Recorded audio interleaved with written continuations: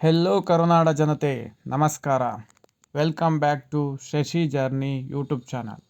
ಇಂದು ನಮ್ಮೂರಿನ ರೋಡ್ ಮತ್ತು ಚರಂಡಿ ಕಾಮಗಾರಿ ಎಷ್ಟು ಅದ್ಭುತವಾಗಿ ಮಾಡಿದ್ದಾರೆ ಅಂತ ತೋರಿಸ್ತೀನಿ ಬನ್ನಿ.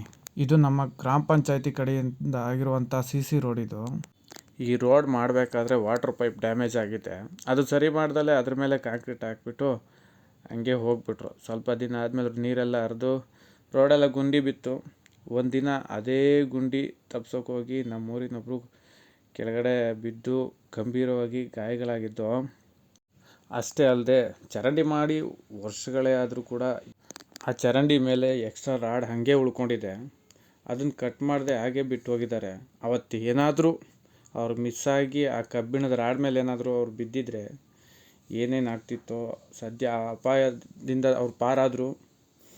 ಈ ಘಟನೆ ನಮಗೆ ಒಂದು ಪಾಠ ಕಲಿಸ್ತು. ಯಾರೋ ಬಂದು ಮಾಡ್ತಾರೆ ಅಂತ ನಾವು ಕಾಯೋ ಬದಲು ನಾವೇ ಮಾಡೋಣ ಅಂತ ತೀರ್ಮಾನ ಮಾಡಿ ನಮ್ಮೂರಿನ ಯುವ ಪೀಳಿಗೆಗಳೆಲ್ಲ ಸೇರಿ ಅದನ್ನೆಲ್ಲ ಕ್ಲೀನ್ ಮಾಡಿ ರೋಡ್ಗೆ ಕಾಂಕ್ರೀಟ್ ಎಲ್ಲ ಹಾಕಿ ರೆಡಿ ಮಾಡ್ದೋ. ನಾವೆಲ್ಲ ಇಷ್ಟು ಕಷ್ಟಪಟ್ಟು ಕೆಲಸ ಮಾಡ್ತೀವಿ. ನೋಡಿ, ಸಣ್ಣ ಮಕ್ಕಳು ಸೈಕಲ್ ಆಡಕ್ಕೆ ಹೋಗೋದು.